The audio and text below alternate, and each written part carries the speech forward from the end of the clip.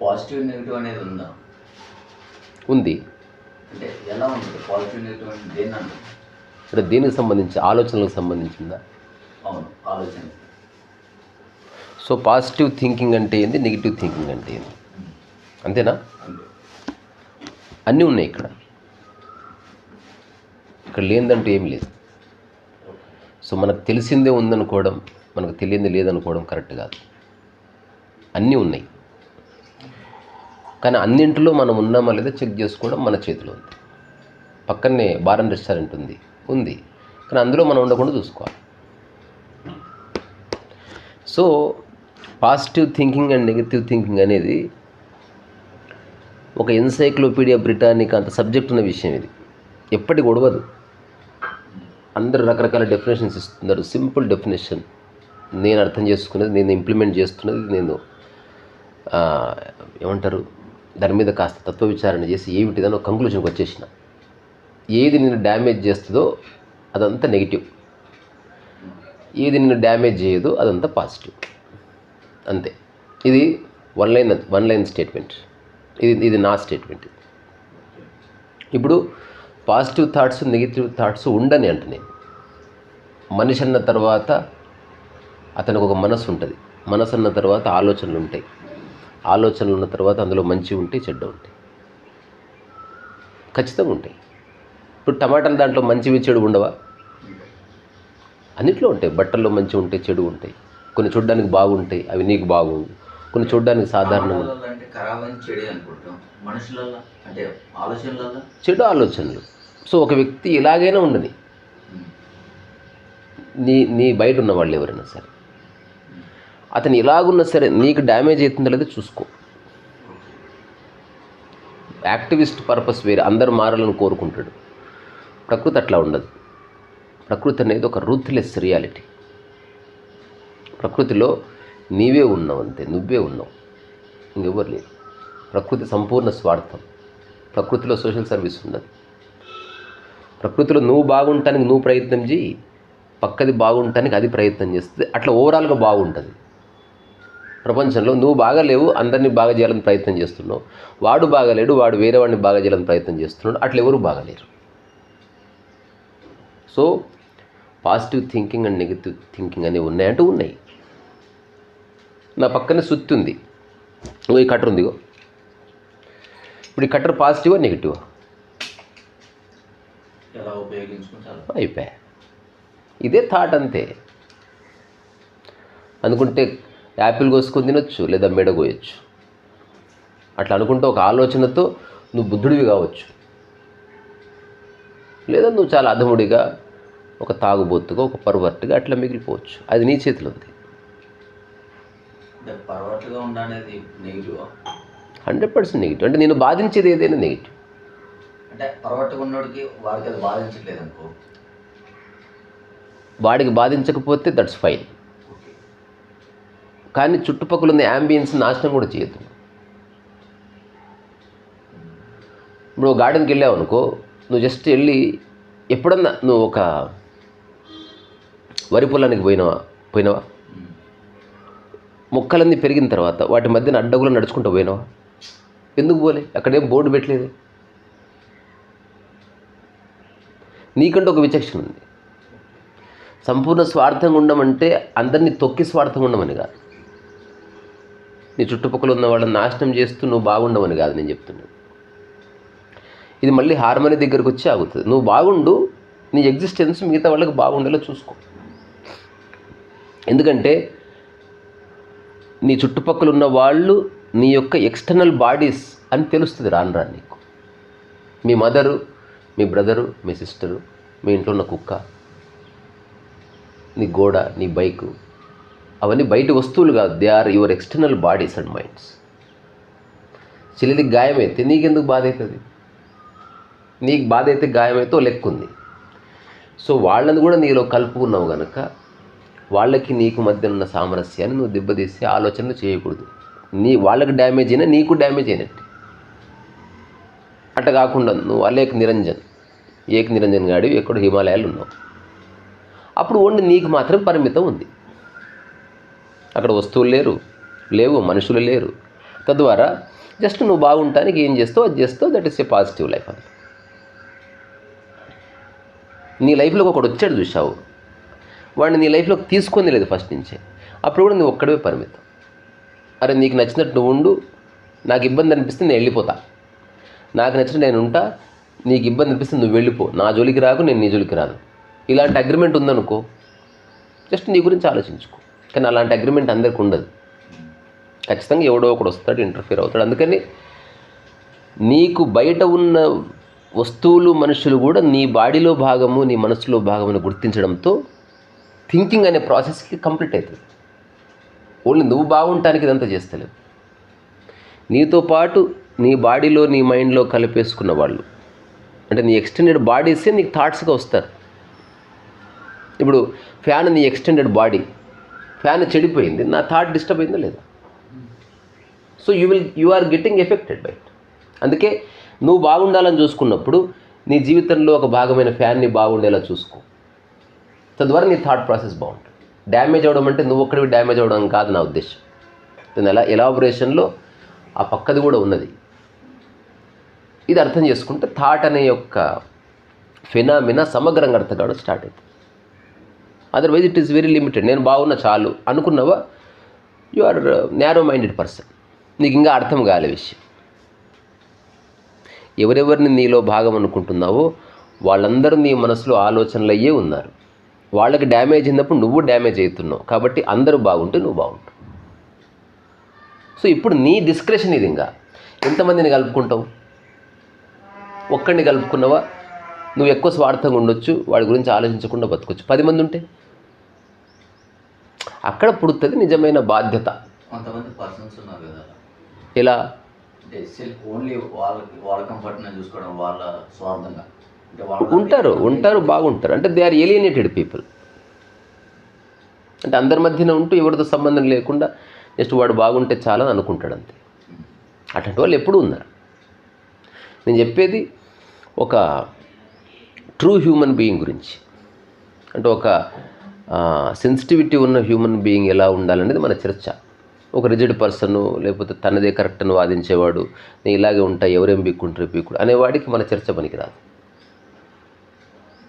నేను చెప్తున్నది ఒక సెన్సిబుల్గా, ఒక క్రియేటివ్గా, ఒక బ్యూటిఫుల్ లైఫ్ లీడ్ చేయాలనుకుంటే what kind of thoughts one should have. ఇది నా అప్రోచ్. సో మళ్ళీ ఫస్ట్ స్టేట్మెంటే, ఏ థాట్ నిన్ను డ్యామేజ్ చేస్తుందో అది నెగిటివ్ థాట్, ఏ థాట్ నిన్ను డ్యామేజ్ చేయదో అది పాజిటివ్ థాట్. ఒక బ్యూటిఫుల్ కోట్ కూడా ఉంటుంది, నెగిటివ్ థాట్స్ డ్రైన్స్ యూ, నిన్ను నిర్వీర్యం చేస్తాయి. పాజిటివ్ థాట్స్ నిన్ను ఎనర్జైజ్ చేస్తాయి, రిజువనేట్ చేస్తాయి. So what makes you happy? Positivity. What makes you sad? Negativity. ఇది వెరీ సూపర్ఫిషియల్ అండర్స్టాండ్. ఇక్కడితో ఆగడానికి వీల్లేదు. మళ్ళీ చెప్తున్నా. ఇప్పుడు మన డిస్కషన్లో కోర్ ఎలిమెంట్ ఇది. ఇంతవరకు అందరూ చెప్పారు. నేను చెప్తున్నది, నేను అబ్జర్వ్ చేసింది కొంచెం వేరే. ఇది మైండ్ యొక్క ప్రవృత్తిని అర్థం చేసుకుంటే నేను చెప్పేది అర్థమవుతుంది. నిన్ను బాగుండేలా చేసేది, నిన్ను శక్తివంతంగా మార్చేది పాజిటివ్ అనుకున్నాగా. నిన్ను నిర్వీర్యం చేసేది నెగిటివ్ అనుకున్నాం కదా. నువ్వంటే నువ్వు, నీ బాడీ ప్లస్ నీ మైండ్. ఇప్పుడు ప్రతి మనిషికి ఎక్స్టెండెడ్ బాడీస్ ఉన్నాయి. అది గుర్తించకపోతే ఈ స్టేట్మెంట్ అర్థం కాదు. సో మీ మదర్ నీ ఎక్స్టెండెడ్ బాడీ. తద్వారా మీ మదర్కి ఏమైనా అది నీ ఆలోచనకు పరిణమిస్తుంది. ఎట్లా నీ చేయి గాయమైతే నీకు బాధ కలిగిందో, తన చేయి గాయమైనా నీకు బాధ అవుతున్నది. తద్వారా she is your extended body. ఇప్పుడు నేను చెప్పిన ఫస్ట్ స్టేట్మెంట్ ఏది నిన్ను డ్యామేజ్ చేస్తుందో అది నెగిటివ్ అన్న కదా. సో ఇప్పుడు తను నీ శరీరంలో ఒక భాగము కనుక, నీ జీవితంలో ఒక విడదీయరాని భాగము కనుక, పార్ట్ అండ్ పార్సెల్గా నువ్వు ఈ స్టేట్మెంట్ని చూడాలి. నువ్వంటే నువ్వు ఒక్కడివని కాదు, నీతో పాటు కొన్ని నువ్వే లింక్ పెట్టుకున్న విషయాలు ఉన్నాయి. ఇవన్నీ కలిపి ఒక బాడీ అయింది. అంతెందుకు, ఇప్పుడు ఒక కంపెనీ ఉంది, జనరల్ బాడీ మీటింగ్ అంటారు. 10 మంది ఉంటారు అందులో, అందరిని కలిసి ఒక బాడీ అంటున్నారు. కారు మొత్తాన్ని ఒక బాడీ అంటున్నాం మనం. బాడీ అంటే consist of many elements. It is not just one unit. So many individual units యొక్క కాంపోనెంట్స్ యొక్క కలికలో బాడీ పుట్టింది. అట్లనే మైండ్ అనేది ఒక సింగిల్ యూనిట్ కాదు. It's a conglomeration of million thoughts. అందులో నీ ఎక్స్టెండెడ్ బాడీకి సంబంధించిన ఆలోచనలు కూడా ఉన్నాయని గుర్తించడంతో నీ యొక్క పర్సెప్షన్ మారిపోతుంది లైఫ్ పట్ల. అప్పుడు నీవు ఇలా కదులుతున్నావు రోడ్డు మీద. ఒక ఫాదరు పండు కొంటున్నాడు రా, ఒక ఫాదర్ పండు కొనుక్కుంటున్నాడు, ఒక సన్యాసి పండు కొనుక్కుంటున్నాడు. కొనుక్కునే ఫోటో తీస్తే ఇద్దరు సేమ్ వస్తుంది, అవునా? కానీ ఫాదర్ ఇలా పండు ఎంచుకోవడంలో కూతురు, భార్య, తల్లి కూడా ఉంది. సన్యాసి జస్ట్ తన కోసం తీసుకుంటున్నాడు. సో తను కొనే పండులో ఎక్స్టెండెడ్ బాడీస్ కూడా ఇన్వాల్వ్ అయినాయి. He wants to feed others as well. అందుకని తను ఒక్కడు తింటే తను తృప్తిగా ఉండడు.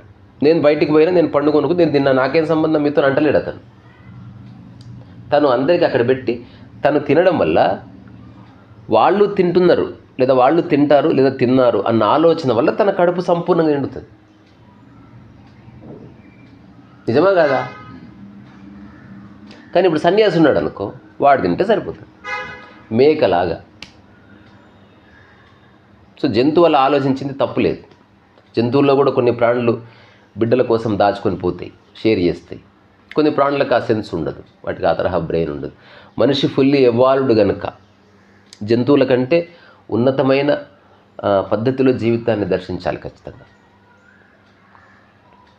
అట్లా చూసినప్పుడు నాకు కలిగిన ఒక రియలైజేషన్ ఏమిటంటే, ఓహో, నేనంటే నేనొక్కటే కాదు, ఈ నేనులో కొన్ని పరోక్ష భాగస్వామ్యాలు ఉన్నాయి అని గుర్తించిన. అందులో ప్రస్తుతం మా అమ్మ ఉంది, మైథిలి ఉంది, నా బిడ్డ సునీత ఉంది, నువ్వు ఉన్నావు, బాలాజీ ఉన్నాడు. మిగతా వాళ్ళకైతే హెచ్చు తగ్గులు ఉంటాయి, నాలో అవి కూడా లేవు, అందరూ సమానం. తద్వారా మోర్ కన్సర్న్ ఉంటుంది. బాలాజీ వేస్ట్ అని అనుకున్నప్పుడు వాడికి ఏమైనా పట్టించుకొని, అట్లా కాకుండా మా అమ్మ ఎంతో బాలాజీ అంతా అనుకున్నప్పుడు క్వాలిటేటివ్ చేంజ్ వచ్చేస్తుంది. అందుకని నువ్వు అమ్మని ఎట్లా చూసుకుంటావో అందరిని అట్లా చూసుకోవాల్సి వస్తుంది. అక్కడ నిజమైన కంపాషన్, నిజమైన రెస్పాన్సిబిలిటీ వస్తుంది. లేకపోతే నువ్వు తప్పించుకుంటావు, you become an escapist. Only మాట వరుస చెప్తావు, వీళ్ళందరూ బాధ్యత నాదే, సరైన సందర్భంలో నువ్వు పారిపోతావు. సో పాజిటివిటీ, నెగిటివిటీ ఖచ్చితంగా ఉన్నాయి. నేను నా బూజు కవిత ప్రక్రియలో ఒక చిన్న లైన్ రాసినట్టు గుర్తు. గాలి తగిలితే సముద్రములో అలలు వచ్చినట్టు, ప్రపంచము మనసుకు తగిలితే కలలు వస్తాయి. సో ప్రపంచము యొక్క గాలి మనసుకు తగినప్పుడు అలలు వస్తాయి, ఆలోచనలు వస్తాయి. ఆలోచనలే అలలు, అలలే ఆలోచనలు. అవి వస్తుంటాయి, పోతుంటాయి. హఠాత్తుగా ఒక అమ్మాయి వచ్చింది, ఒక ఆలో వచ్చింది. ఎవరో చచ్చిపోయారు, ఇంకో ఆలో వచ్చింది. ఎవరో మంచిగా మెచ్చుకున్నారు, ఒక ఆలో వచ్చింది. ఈ అలలతో పాటు కొట్టుకపోకు. ఈ అన్నిటి అలల వెనుక ఉన్న సముద్రపు యొక్క క్వాలిటీ ఉంది, ఉప్పు లక్షణం ఉంది, సాల్ట్నెస్. అది పోదింగా. So what is your saltiness? అది పట్టుకో. అలలు వస్తే పోతాయి, అలలు వస్తే పోతాయి. వీటికి బియాండ్గా నేను స్థిరంగా ఉన్నా అని తెలుసుకో. దాంతోపాటు సముద్రంలో ఎట్లయితే చేపలు, గీపలు అన్నీ సర్వైవ్ అయినాయో, ఆ సముద్రం యొక్క ఎక్స్టెండెడ్ బాడీని అది. ఆ సముద్రం యొక్క ఉప్పు శాతం డిసప్పేర్ అయితే చేపలు చచ్చిపోతాయి. చేపలకు ఉప్పుకి ఏం సంబంధం అనుకుంటే లేదు. కానీ సముద్రం ఇప్పుడు స్వార్థపరురాలయ్యి నా ఉప్పు నేను ఉపసంహరించుకుంటున్నా అన్నదనుకో, కొన్ని కోట్ల ప్రాణులు చచ్చిపోతాయి. సో ఇది ఉండాలి, అది ఉండాలి. ఎక్స్టెండెడ్ బాడీస్ పరస్పర ఆధారితాలు ఉన్నాయి. ఇక్కడ ఇండిపెండెంట్గా ఏది లేదు. ఆ గాలి ఉంది, గాలి మీద నువ్వు ఆధారపడ్డావు, నువ్వు ఇండిపెండెంట్ ఎక్కడ? ఎవడో వండి పెడితే తింటున్నావు, నువ్వు ఇండిపెండెంట్ ఎక్కడ? ఎవడో బియ్యం పండిస్తే కొనుక్కొచ్చుకుంటున్నావు. You are not independent person. Interdependency ఉంది, ఇండిపెండెన్స్ లేదు. నిజమైన ఇండిపెండెన్స్ అనేది పూర్తి ఆధ్యాత్మికత యొక్క చరమస్థాయిలో నీకు దర్శనం ఇస్తుంది. అప్పుడు ఉన్నదే నీవని తెలుస్తుంది, అందరు నీలో భాగమని తెలుస్తుంది. అంటే నీ ఎక్స్టెండెడ్ బాడీస్లో ఈ సమస్త విశ్వం వచ్చేసింది. అందుకే చాలా ధ్యాన ప్రక్రియల్లో ధ్యానం చేసినప్పుడు ఈ చిన్న ఆలోచన చెప్తారు. ఈ సమస్త విశ్వం బాగుండాలి, అట్లాగే సమస్త జీవ జంతు రాశులు బాగుండాలి, రైతులు బాగుండాలి, ఇట్లా అంటారు. ఎందుకు? ఇక్కడ కూర్చొని ఈ సమస్త ప్రపంచంలో లేదా విశ్వంలో ఉన్న అన్ని ఎంటిటీస్ని వాళ్ళ యొక్క ఎక్స్టెండెడ్ బాడీస్ అనుకునే ప్రక్రియ. ఎవడెట్లా పోతే నాకేమి, నేను బాగుంటే చాలు దేవా అని అనుకున్నావు అనుకో, యు ఆర్ న్యారో మైండెడ్. నీ దగ్గర చిల్లి గవ్వ లేదు, కానీ అందరూ బాగా కోరుకుంటారు లేదా నువ్వు చల్లగా ఉండాలి బిడ్డ. ఎందుకు కోరుకుంటున్నాడు? నువ్వు ఎంత అనుకున్నా మనమంతా ఒకటే బాడీ, ఒకనొక లార్జ్ పర్స్పెక్టివ్లో. ఈ వేలు ఎంత అనుకున్నా ఈ బాడీలో భాగమే. దీనికి ఉంగరం పెట్టింది పక్క వేలు ఫీల్ అయింది నువ్వు గ్రేట్ అనుకుంటున్నా. ఏమనుకున్నా నాలో భాగమే ఇవి అతికున్న అంశం వేరే. అట్లా నువ్వు పొలిటీషియన్ అనుకో, గుడ్ అనుకో, బ్యాడ్ అనుకో, మ్యూజిషియన్ అనుకో, but you are part and parcel of some cosmos. అది మనకు తెలియదు. నువ్వు ఆకాశానికి చెందినవాడివి, సత్యం ఇది. నువ్వు ఎక్కడికి పోతలేవు, ఎక్కడికి వస్తలేవు, అక్కడే ఉంటున్నావు, అక్కడెక్కడ కొట్టుకుంటున్నావు. చూడ్డానికి మనం చిన్న చీమ పాయింట్ ఆఫ్ వ్యూ చూస్తే చాలా కదిలినట్టుంది, ఏనుగు పాయింట్ ఆఫ్ వ్యూ చూస్తే ఏం కదలనట్టుంది. అదే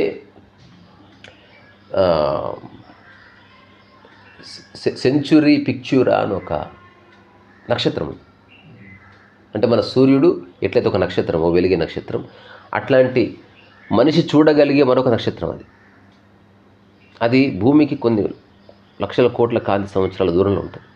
అకార్డింగ్ టు సైన్స్. నువ్వు అక్కడి నుంచి భూమిని చూడు, అక్కడి నుంచి చూస్తారు లైఫ్ని చూడు. మనం అంటే ఒక మాట కొంచెం పెద్ద మనసు చేసుకుని ఆలోచించరాదురా అంటే అర్థమైంది. సూర్యుని పోయి చూడు కాస్త. అంటే నువ్వు లిమిటెడ్గా చూస్తే ఏవో సమస్యలు ఉన్నట్టు వాడు తప్పు చేసినట్టు అనిపిస్తుంది. కొంచెం పెద్ద మనసు చేసుకొని చూస్తే ఇదేమంత తప్పు కాదులే అని తెలుస్తుంది. సో అందుకే broad mind and narrow mind అందరు. So when you filled with positive thinking, నిన్ను డ్యామేజ్ చేసుకునే ఆలోచనలను నువ్వు కనుక వెల్కమ్ చేస్తే యూ బికమ్ బ్రాడర్. నిన్ను డ్యామేజ్ చేసే ఆలోచనలు నువ్వు వెల్కమ్ చేస్తే యూ బికమ్ న్యారో అని. రెండూ ఉన్నాయి. పాజిటివిటీ ఉంది, ఇక్కడ నెగిటివిటీ ఉంది. ఇదే ఎగ్జాంపుల్. అనుకుంటే పాజిటివ్ లేదా నెగిటివ్, లేదా జస్ట్ న్యూట్రల్, సాక్షి. అక్కడ వచ్చింది సాక్షి. సాక్షి భావన ఉదయించిన వాడికి పాజిటివ్ అండ్ నెగిటివ్ అని గుర్తించగలుగుతున్నాడు, ఆ రెండింటికి అతీతంగా ఉండగలుగుతున్నాడు. ఇప్పుడు నేను చూస్తున్నా, దీనికి సంబంధించిన ఏ ఆలోచన లేదు నాకు, చూస్తున్నాను. ఇప్పుడు అదేమిటి ఏమో ఆలోచన వచ్చింది. ఆలోచన రాగానే పాజిటివ్ నెగిటివ్ అనేది ఇనిషియల్గా ఉండదు, దాని ఎక్స్టెన్షన్లో ఉంటుంది. ఇలా దాని దగ్గరికి వెళ్తున్నప్పుడు కోడి మెడ కోయాలి అన్న థాట్ వచ్చింది. It is negative thought. నా నరం కోసుకోవాలి, నెగిటివ్ థాట్. కోడి మెడ కోసిన తర్వాత నీ గుద్ద వలిపోతుంది కదా ఎవరైనా చూస్తే, ఫర్ ఎగ్జాంపుల్. సో ఏదైనా నీకు డ్యామేజ్ అవుతుంది. ఇప్పుడు మర్డర్ చేయడం తప్పు కాదు, మర్డర్ చేస్తే నువ్వు లాగి దొరుకుతున్నావు కూడా తప్పైంది. ఇప్పుడు పులి చంపుతుంది జింకని, తప్పేం కాదే. అక్కడనే ఈ గొర్రెలన్నీ పోలీసులు అనుకో, పులిని పట్టుకోపో. సో ప్రకృతిలో పాజిటివ్ లేదు, నెగిటివ్ లేదు. అందుకే అక్కడ ఓన్లీ అవసరం ఉంది, యాక్ట్ ఉంది. ఇక్కడ రిపర్కాషన్స్ ఉన్నాయి. ప్రకృతిలో రిపర్కాషన్స్ లేవు. అవసరం ఉంది, యాక్ట్ ఉంది, అంతే. ఆకలేంది చంపేసిన, అది కోపంతో కుట్రతో చంపలే. మనిషి చంపకూడదు. ఎందుకు? చంపే అవకాశం లేకుండా ఫుడ్ అవైలబుల్ ఉంది. అందుకని ఒకవేళ చంపితే ఈ హ్యాస్ టు ఫేస్ రిపర్కాషన్స్. దాని కాన్సిక్వెన్సెస్ని తీసుకోవాలి. దాని తదనంతర కార్యక్రమాలను వాడు ఖచ్చితంగా అడ్రస్ చేయాలి. వాడు పారిపోయినా పట్టుకొని మరీ జైల్లో నిలబెడతారు, వాడి వల్ల కాదు. సో కంక్లూషన్ ఏంటంటే పాజిటివిటీ ఉంది, నెగిటివిటీ ఉంది. ఇది నా అబ్జర్వేషన్. పాజిటివ్ ఉంది వాడుకోవచ్చు, నెగిటివ్ వాడుకోవచ్చు. ఇది సమాజం ఇలా ఉంటుంది, ప్రపంచంలో తప్పదు. దీనికి అతీతంగా ఆధ్యాత్మిక పరంగా ఉంది సాక్షి భావన. First time you are beyond positivity and negativity. దాన్ని ఏమన్నారు ఆధ్యాత్మిక పరిభాషలో? సచ్నెస్ అన్నారు. ఉన్నది ఉన్నట్టుగా చూస్తున్నావు అంతే, నువ్వు దానికి ఏ ఆలోచన అంటగట్టట్లేదు. First time a knife is just a knife and it is not being used. దాన్ని ఉపయోగించుకోవాలన్న ఆలోచనే లేదన్నట్టు.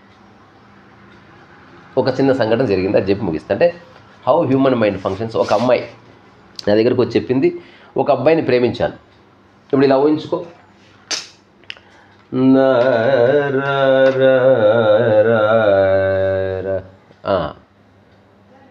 మన వైట్ బోర్డ్ ఏది? అగో ఇది తీసుకురా, ఈ పెద్దది, ఈ క్యాన్వాస్ బోర్డు. తర్వాత మన పెన్ను తీసుకురా. అది కవర్ అట్లే ఉన్నది, కవర్తోనే కవర్ మీద డ్రా చేస్తే తర్వాత ఉడుకోవచ్చు. టైసన్ దగ్గర రా, పెన్ను తీసుకురా. అంటే చూడు అసలు మైండ్ అనేది ఎన్ని డ్రామాలు ఆడుతుంది. నేను రీసెంట్గా ఒక అమ్మాయికి ఎక్స్ప్లెయిన్ చేసి సడన్గా తనకేదో అర్థమై వెళ్ళిపోయింది చెప్పపెట్టకుండా. ఇప్పుడు ఇది ఒక అమ్మాయి,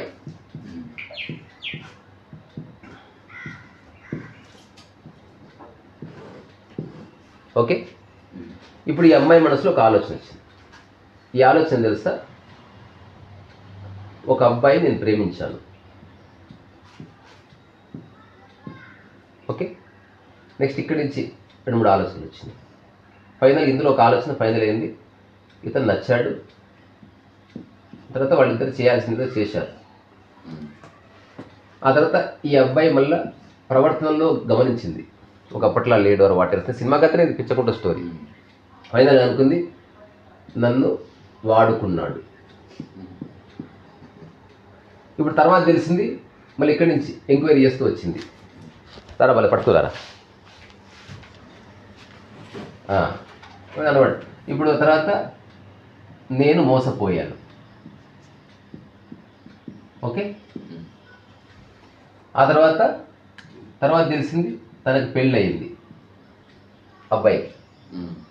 ఇక్కడి నుంచి కొత్త ఆలోచనలు వచ్చినాయి. నేను ఏదేమైనా ఫైట్ చేసి విడాకులు ఇప్పించైనా సరే నేను పెళ్లి చేసుకోవాలనుకుంటున్నా. అబ్బాయినా ఇంకో నేను కుక్కని చేసుకుంటా వాళ్ళ ఇంట్లో అబ్బాయినే చేసుకోవాలనుకుంటున్నా. ఇప్పుడు ఈ థాట్ ఇక్కడ ఆగింది. నేనేం చెప్పింది తెలుసా, వాట్ ఈస్ ద సొల్యూషన్ అంటే జస్ట్ ఈ డాట్ తీసాను, మొత్తం పడిపోతుంది. ప్రిసైజ్లీ వాట్ ఐ సెడ్, నువ్వు చాలా న్యారో మైండెడ్తో థింక్ చేస్తున్నావు కాబట్టి ఇంత టైం వేస్ట్ చేసుకుంటున్నావు. ఆడేవాళ్ళు షారూఖ్ ఖానా లేకపోతే బ్రాడ్ పిట్టా నువ్వు అంతా ఓవర్చించుకోవడానికి? నిన్ను నువ్వు తక్కువ చేసుకోవడం వల్ల ఇదంతా వచ్చింది.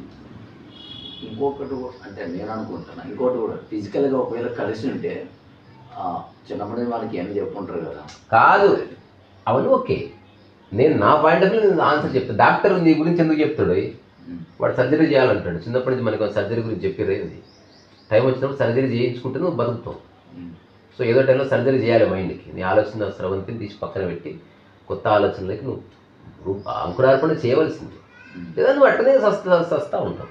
ఇప్పుడు ఇదంతా జరిగితే ఏంటో తెలుస్తే this is the only solution అన్నది తన భాష. నేనేం చేశాను, నో ఇదంతా జరిగింది, ఇప్పుడు ఇద్దరు పెళ్ళి వచ్చింది. ఇప్పుడు వాడు చెప్పబెట్టకుండా 2 రిటర్న్ అవ్వతే మళ్ళీ సమస్య వస్తుంది. ఎందుకంటే నీ తొక్కలో డౌట్ పడే మైండ్ డౌట్ పడుతూనే ఉంటుంది. డౌట్ సజీవంగా ఉంది ఇక్కడ. డిఓయు బీట్ డౌట్ సజీవంగా ఉంది, పోదు. ఆహా డౌట్ ముడిచే సిమెంట్ ఇంకా రాలే భూమి మీద. నువ్వు చేసే పనులంతా డౌట్ క్లియర్ చేసుకోవడానికి కాదు, ఆ డౌట్ గుంత అట్లే ఉంటుంది, పక్కన వేరే చేస్తూ ఉంది. ఇన్సెక్యూరిటీ రా, ఇన్సెక్యూరిటీ అనేది నీకుందనుకో, ₹1,00,00,000 వచ్చిన ఇన్సెక్యూరిటీ వస్తుంది. ఇదంతా ఎవడు ఎక్కకపోతే మన ఇన్సెక్యూరిటీ. ఓ ఫ్రెండ్ వచ్చాడు, ఇదంతా కొట్టేయడానికి వచ్చాడేమో, ఎవ్రీథింగ్ నీకు డౌటే వస్తుంది ఎప్పుడు. ఇప్పుడు నేను చెప్పింది ఇది, ఫస్ట్ ఆఫ్ ఆల్ ఇది తప్పు. నెక్స్ట్ ఈ తప్పు ఆలోచన నువ్వు నిజం అనుకోవడం వల్ల ఇది నీకు కరెక్ట్ అనిపిస్తుంది, ఇది కూడా తప్పు. నువ్వు మోసపోలే, నిన్ను వాడుకోలే, ఇద్దరు అంగీకారంతో వాడుకోబడ్డారు. అది పప్పు గంటే కాదు, ఎవడు పడితే వాడు వేసుకోవడానికి. రెండవది వాడుకోవడం వేరు, బలవంతం చేయడం వేరు. వాడుకున్నారంటే నువ్వు వాడుకునే అవకాశం ఇచ్చావు కదా. సో దీన్ని ఏమన్నారు సుప్రీంకోర్టు, కాన్సెంట్ అన్నది దీన్ని. అంటే పరస్పర అంగీకారము. తద్వారా ఈ థియరీ అంతా వన్ సైడెడ్, టూ సైడ్ కాదు. సో ఇప్పుడు జీవితంలో ఈ వ్యక్తికి చేయాల్సిన కార్యక్రమాలు లేవు కనుక ఇది చాలా ఇంపార్టెంట్ అనిపిస్తుంది. When you realise your life, ఇది చాలా చిన్నది అనిపిస్తుంది. ఇప్పుడు నువ్వు యవనంలో ఉన్నందుకు ఈ 2-3 years ఇది ప్రివలెంట్ సబ్జెక్ట్. ఎంతకాలం ఉంటుంది యవనం? సో డెత్ బెడ్ మీద ఉన్నప్పుడు నువ్వు ఎలాంటి అవగాహనతో బతకాలో అది ఇప్పుడే క్రియేట్ చేసుకుంటే, అక్కడి నుంచి నువ్వు కనుక చూస్తే ఇదంతా సిల్లీ. ఈ అనుభవజ్ఞుడు ఏం చెప్తాడు, వదిలే అమ్మా, నువ్వు మంచిగా చూసి చేసుకో, అది సొల్యూషన్. కానీ అది నచ్చదు. ఎందుకు? జిద్దు. అనుకున్నది సాధిస్తా, కరికే దిఖానా అన్నది. ఇంకా లైఫ్లో ఏ విషయాలను సాధించలేవు. ఇప్పుడు ఒక్కదాన్ని పట్టుకొని సాధించాలి. సాధిస్తావు, దానివల్ల ఏం మిగలదు, అశాంతి మిగులుతుంది లాస్ట్. బికాస్ ద ఫస్ట్ సీడ్లోనే బలవంతాలు ఉన్నాయి. వీడు చేసిన బలవంతం పక్కన పెడితే ఈ అమ్మాయి బలవంతంగా పెళ్లి చేసుకోవాలనుకుంటుంది, నేను కూడా అదే చేస్తుంది. సో ఇప్పుడు అంత పాజిటివా నెగిటివా? రెండూ కాదు, స్టూపిడిటీ. సో నేనేమంటా, పాజిటివ్ ఉంది అండ్ నెగిటివ్ కూడా ఉంది, రెండు ఉన్నాయి. ఈ రెండింటికి అతీతంగా నువ్వు చూడొచ్చు దాన్ని, అదొక స్థితి ఉంది. ఇక్కడికి రావడమే జీవితం యొక్క పరమోత్కృష్ట స్థితి. When you are here, you are out of every. అప్పుడు నువ్వు అవసరానికి వాడుకుంటావు థాట్ని, దాంట్లో కొట్టుకుపోవడం ఉండదు. చాలా తేడా ఉంది రెండింటి. ఆలోచనతో కొట్టుకుపోవడం వేరే, అవసరానికి వాడుకోవడం. ఫ్యాన్ అవసరానికి వాడుకుంటున్నావు, దాని పట్ల ఏ వ్యామోహం లేదు. Just you are using it for a purpose. Exactly థాట్ని అట్లా అవసరం కోసం వాడుకుంటున్నావు. రెండోది, ఫ్యాన్కి ఎట్లయితే నీకు కన్సర్న్ ఉందో, థాట్స్ పట్ల కూడా నీకు కన్సర్న్ ఉంది. నువ్వు వాటిని నెగ్లెక్ట్ చేస్తే వాళ్ళకి గట్టిగా పట్టుకోవాలి. ఈ చిన్న లైట్ తెచ్చుకోవాలి మైండ్లో ఎవరైనా. ఇంకోటి, ఎవరు తెచ్చుకుంటే వాడే ధన్యుడు సుమతి. ఈ అవగాహన పక్కోడికి ఉపయోగపడదు. ఇప్పుడు భర్త ఆస్తి భార్యకి రావచ్చు, కానీ భర్త యొక్క జీవిత అవగాహన భార్యకి ఎప్పటికి రాదు. కౌగిలించుకున్నా రాదు, శృంగారం చేసినా రాదు. భర్త జ్ఞానోదయం పొందితే ఏం చేసినా అది ట్రాన్స్ఫరబుల్ కాదు అది. అందుకని కొన్ని విషయాలు మనమే తీసుకోవాలి, మనమే అధ్యయనం చేయాలి, మనమే క్వశ్చన్ చేసుకోవాలి, మనమే గట్టు మీద పడాలి. ఇక ఈ విషయాల్లో సహాయం చేసేవాళ్ళు మళ్ళీ. ప్రాపంచికమైన విషయాల్లో ట్రాన్స్ఫర్స్ ఉన్నాయి. ఆస్తి ట్రాన్స్ఫర్ చేయొచ్చు, బండి ట్రాన్స్ఫర్ చేయొచ్చు, ఇట్లాంటివి ట్రాన్స్ఫర్ చేయొచ్చు. నీ యొక్క క్వాలిటీస్ని ట్రాన్స్ఫర్ చేయలేవు, అది అయ్యే పని కాదు. అందుకని నీవు నీ యొక్క ఇంద్రియాలను ఉపయోగించి ఎంక్వైరీ చేయవలసిందే. అసలు ఆలోచన ఏంది, చెడు ఆలోచన, మంచి ఆలోచన ఏంది, what is positive, what is negative. నేను దీని గురించి తత్వ విచారణ చేసిన, నాకైతే కంక్లూజన్ వచ్చింది. ఇక జీవితంలో కన్ఫ్యూజన్ లేదు. దీంట్లో ఎక్స్టెండెడ్ అండర్స్టాండింగ్ కూడా, అంటే జస్ట్ నేను నన్ను బాగుండేలా చేసేది పాజిటివ్ అన్నప్పుడు, ఆ నేనెవరు అంటే నాతో పాటు నా బాడీ, నా మైండ్, ఎక్స్టెండెడ్ బాడీ మైండ్ కూడా ఉంది. దాన్ని కూడా కన్సిడర్ చెయ్యి. అమ్మకి గాయమైతే నువ్వు ఆనందంగా ఉండలేవు, అందుకని take care of her as if she is your body only.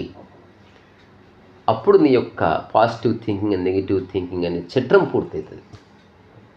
నువ్వు ఒక్కడివి అనుకుంటే you become narrow minded, you become freest, అంటే ఇట్స్ గడ్డగట్టిపోతాం అనమాట.